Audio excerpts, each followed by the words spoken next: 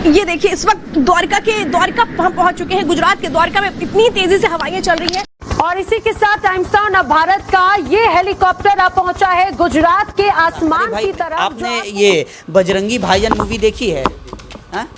उसमें जो चांद नवाब जो खड़ा होकर रेलवे स्टेशन पर जो जिस तरह से जर्नलिज्म कर रहा होता है, मैं समझता हूं कि वो इन लोगों से बेहतर जर्नलिज्म करता है। देखिए उनकी एक्टिंग में क्या दम है कि एक जर्नलिस्ट की तरह वो जो जब कैमरे पे आते हैं तो एक रियल जर्नलिस्ट वो दिखते हैं, लेकिन जो रियल जर्नलिस्ट हैं वो फेक जर्नलिस्ट से भी ख़राब और एक कॉमेडियन से भी ख़राब एक्टिंग कर रहे हैं। ज़रूरी नहीं है कि आप छाता लेकर के इस तरह से ड्रामेबाजी करेंगे और फील करवाएंगे कि गुजरात में 270 किलोमीटर की स्पीड से जो है तूफ़ान आ रही है या आ गई है, वहाँ पर इतने घर उड़ गए हैं, कितने छप्पर गिर गए हैं। ये ज़रूरी नहीं है इस तरह का ड्रामाबाजी करके आपको न्यूज़ को पेश करना।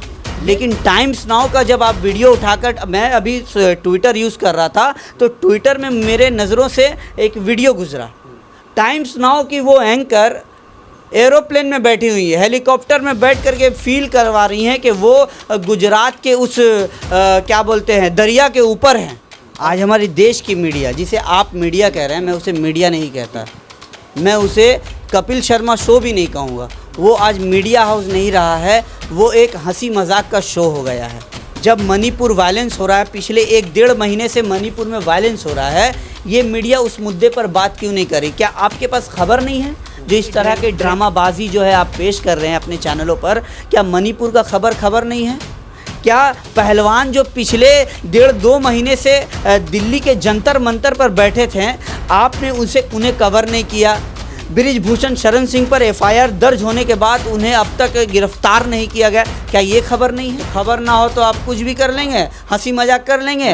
मैं उनसे यही कहूँगा कि अच्छा जर्नलिज्म अगर आप नहीं कर पा रहे हैं तो मैं ये भी कहूँगा कि आप अच्छा एक्टर भी नहीं हैं, आप अच्छा एक्टिंग भी नहीं कर पा रहे हैं। और गुजरात में आए हुए तूफ़ान बिपरजॉय को इस तरह से पेश कर रहे हैं, मैं तो समझता हूँ कि ये जो तूफ़ान है, ये जो साइक्लोन है, उतना ख़तरनाक नहीं है जितना ये आर भारत और टाइम्स नाउ के एंकर और ये गोदी मीडिया खतरनाक है हमारे देश के लिए। गुजरात में शक्तिशाली तूफान आए, इन पे मीडिया का रोल क्या है?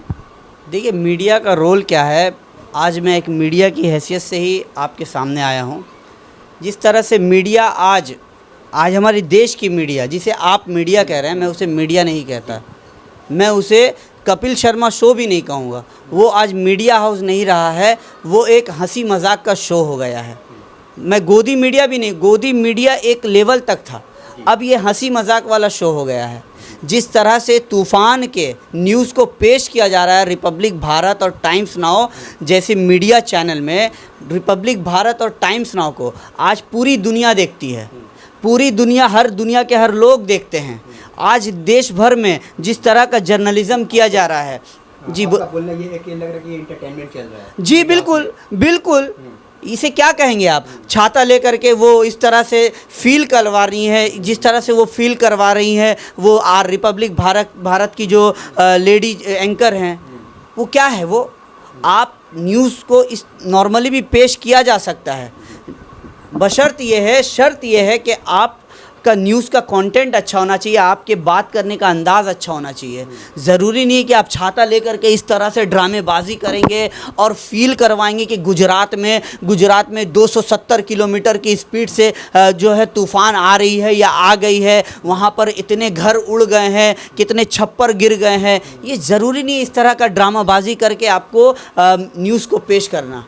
ये तो छोड़ दीजिए, रिपब्लिक भारत से तो हमें ये उम्मीद होती ही है कि वो गोदी मीडिया जो है रिपब्लिक भारत, वो तो इस तरह के कारनामे अंजाम देगी ही।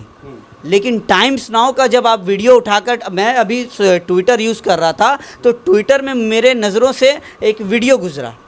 टाइम्स नाउ की वो एंकर एरोप्लेन में बैठी हुई है, हेलीकॉप्टर में बैठ करके फील करवा रही हैं कि वो गुजरात के उस क्या बोलते हैं दरिया के ऊपर हैं और इतना तेज़ हवा चल रहा है, 310 की स्पीड में, 270 की स्पीड में, और इतने छप्पर उड़ गए हैं। क्या है भाई? आप मजाक बना कर रखे हैं जर्नलिज्म को, आप लोगों ने मजाक बना कर रख दिया है। आज से कुछ साल पहले, या यूँ कह लीजिए आज से 8-9 साल पहले, हम पाकिस्तान के चैनलों का मजाक उड़ाते थे, उनके मीम बनते थे, हम मजाक उड़ाते थे, शेयर करते किस तरह के जर्नलिज्म पाकिस्तान में किए जा रहे हैं, हम मजाक उड़ाते थे। आर पब्लिक के चैनल पे हो सकता है कि उनके पास खबर ना हो, हाँ, इस वजह से इस तरह के तो खबर ना हो तो आप कुछ भी कर लेंगे, हंसी मजाक कर लेंगे। मणिपुर में तो कुछ नहीं हो रहा है ना। नहीं, मैं बता रहा हूँ आपको, मैं आपको बता रहा हूँ, आप भी आर भारत की तरह बिहेव मत कीजिए मेरे साथ। मैं आपको एक बात बता रहा हूँ कि ये मीडिया कहाँ थी जब मणिपुर वायलेंस हो रहा है, पिछले 1-1.5 महीने से मणिपुर में वायलेंस हो रहा है, ये मीडिया उस मुद्दे पर बात क्यों नहीं करी? क्या आपके पास खबर नहीं है? जो इस तरह के ड्रामाबाजी जो है आप पेश कर रहे हैं अपने चैनलों पर, क्या मणिपुर का खबर नहीं है? क्या पहलवान जो पिछले 1.5-2 महीने से दिल्ली के जंतर मंतर पर बैठे थे, आपने उन्हें कवर नहीं किया? बृजभूषण शरण सिंह पर एफआईआर दर्ज होने के बाद उन्हें अब तक गिरफ्तार नहीं किया गया, क्या ये खबर नहीं है? क्या इस तरह का खबर पेश करना ज़रूरी है आज के समय? मैं आपसे पूछना चाहता हूं, क्या इस तरह का खबर पेश करना ज़रूरी है? इस तरह से छाता लेकर और हेलीकॉप्टर में बैठ करके आप जो है देश की जनता को बेवकूफ़ बना रहे। अरे भाई, मैं आपसे यही कहूँगा, रिपब्लिक भारत और टाइम्स नाउ के अलावा जितने भी गोदी मीडिया और गोदी एंकर है, मैं उनसे यही कहूँगा कि अच्छा जर्नलिज्म अगर आप नहीं कर पा रहे हैं तो मैं ये भी कहूँगा कि आप अच्छा एक्टर भी नहीं हैं, आप अच्छा एक्टिंग भी नहीं कर पा रहे हैं। आपसे एक्टिंग नहीं होती, ना ही आपसे जर्नलिज्म होती है। आज के दौर पे ऐसा हो सकता है जी कि जिसके ऊपर जो भी मामला पेश आता है वो खुद ही सॉल्व करे, क्योंकि यहाँ पर अब कोई इंसाफ देने वाले लोग हैं ही नहीं।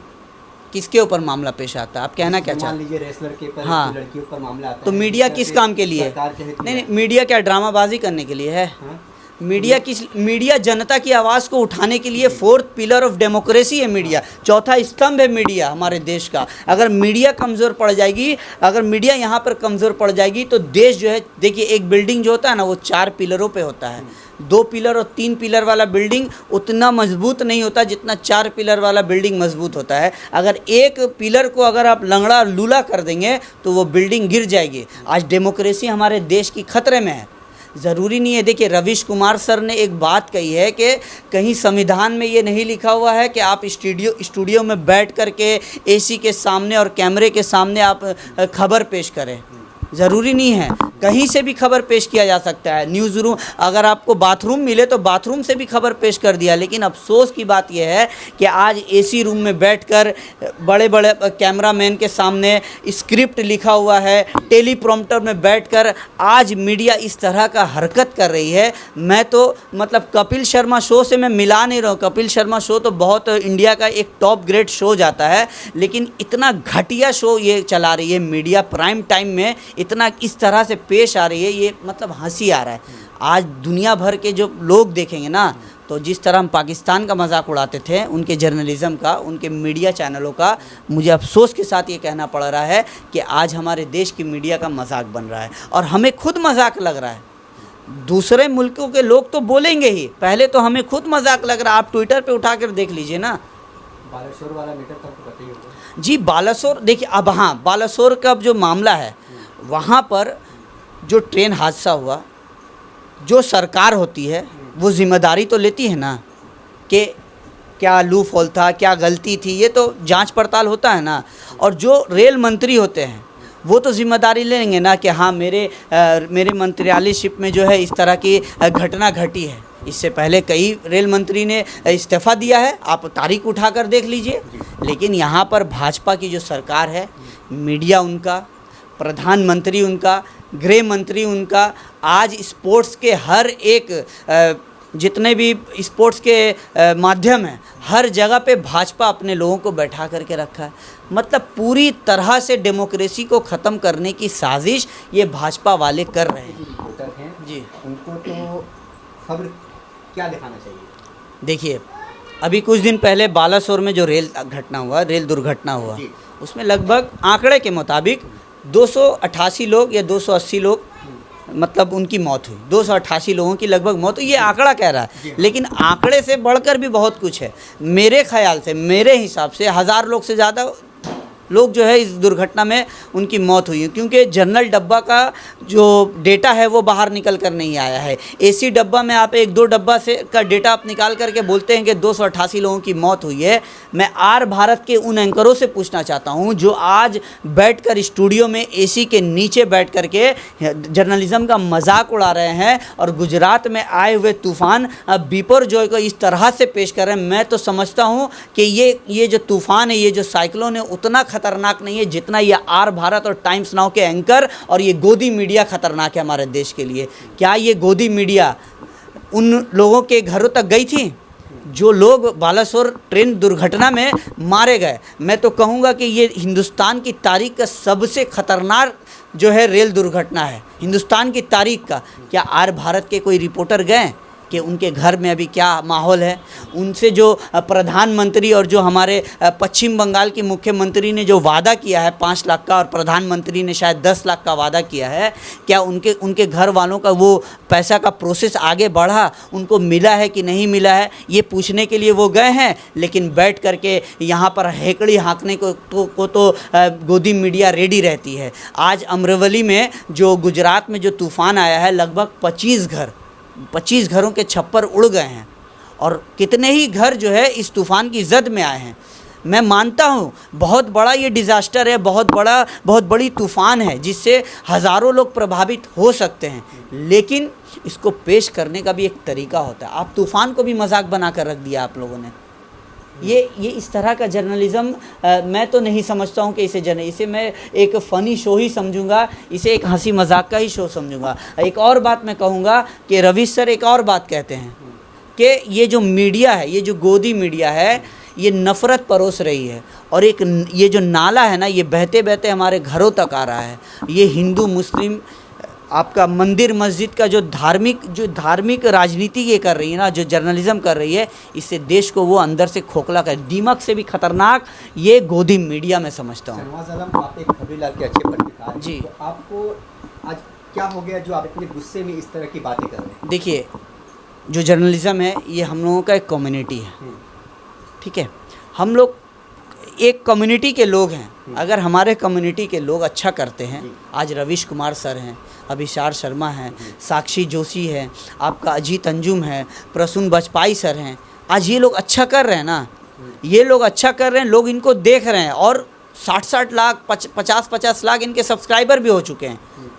थूकने के बाद, इन चैनलों के मुंह पर थूकने के बाद जब इन्होंने अपना यूट्यूब चैनल बनाया तो लोगों ने इन्हें सपोर्ट किया है। क्यों? अच्छा जर्नलिज्म आज के लोग देखना चाहते हैं, लेकिन जब ये 9 से 10 जो प्राइम टाइम जो चलता है, जहाँ पर नफ़रत परोसी जाती है और जहाँ पर हिंदू मुस्लिम की एकता को तोड़ने की बात की जाती है और इस तरह से मजाक। अरे भाई, आपने ये बजरंगी भाईजान मूवी देखी है? हाँ, उसमें जो चांद नवाब जो खड़ा होकर रेलवे स्टेशन पर जो जिस तरह से जर्नलिज्म कर रहा होता है, मैं समझता हूँ कि वो इन लोगों से बेहतर जर्नलिज्म करता है। हालांकि चांद नवाजुद्दीन सिद्दीकी का मैं बहुत बड़ा फ़ैन हूँ, उनकी एक्टिंग बहुत अच्छी लगती है मुझे और मैं समझता हूँ कि हिंदुस्तान के बहुत सारे लोगों को उनकी एक्टिंग बहुत पसंद है। लेकिन देखिए उनकी एक्टिंग में क्या दम है कि एक जर्नलिस्ट की तरह वो जो जब कैमरे पे आते हैं तो एक रियल जर्नलिस्ट वो दिखते हैं, लेकिन जो रियल जर्नलिस्ट हैं वो फेक जर्नलिस्ट से भी ख़राब और एक कॉमेडियन से भी ख़राब एक्टिंग कर रहे हैं और सोच रहे हैं कि मैं छाता लेकर ऐसे ऐसे कर रहा हूँ और लोगों को फील। अरे भाई, इस तरह से न्यूज़ नहीं पेश किया जा सकता। आपको न्यूज़ पे पर तूफान आई होगी, उस लोगों के साथ क्या गुजरता होगा, ये तो मजाक उड़ाना हुआ ना, तो उन लोगों को ये फील नहीं हो रहा है ना। ये तो हाँ, देखिए, अब मान लीजिए कि मेरे घर में कोई मर गया, देहांत हो गया मेरे घर में किसी का। अब आप मेरे बहुत अच्छे दोस्त हैं, ठीक है, आप मेरा एक्टिंग करेंगे, रोने का एक्टिंग करेंगे, तो आप उस वक्त क्या कर रहे हैं? मजाक उड़ा रहे हैं या फिर आप मेरे फीलिंग को समझ रहे हैं? मजाक उड़ा रहे हैं ना। तो ठीक उसी तरह ये जो गुजरात में आज साइक्लोन आया है, वहाँ के लोग किस तरह से रह रहे हैं पिछले कुछ दिनों से, और आने वाले जितने दिनों तक ये तूफ़ान चलता रहेगा, लगभग डेटा के मुताबिक 270 से 300 किलोमीटर मतलब दूरी पर ये मामला हुआ है समंदर पे। वहाँ के लोग जो प्रभावित हुए हैं उनका मजाक उड़ा रहे हैं इस तरह से।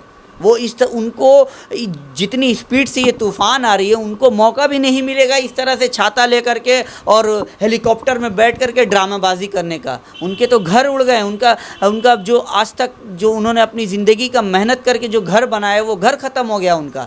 आप उनकी फीलिंग को समझ करके न्यूज़ बताइए ताकि सरकार जो है उनको हेल्प कर सके, ना कि इस तरह के मजाक करके। आज मैं जब ट्विटर पे मैं देख रहा था हंसी आ रही थी मुझे, जबकि ये बहुत बड़ा मुद्दा है, एक दुखित मुद्दा है देश का कि एक देश का एक राज्य में, गुजरात जैसे राज्य में इस तरह का घटना घटा है और तूफ़ान आई है जिससे कई लोग सैकड़ों घर जो है इसकी जद में आए हैं। ये एक दुखद घटना है, दुखद खबर है, लेकिन जिस तरह से मीडिया पेश कर रही है एक मजाक लग रहा है।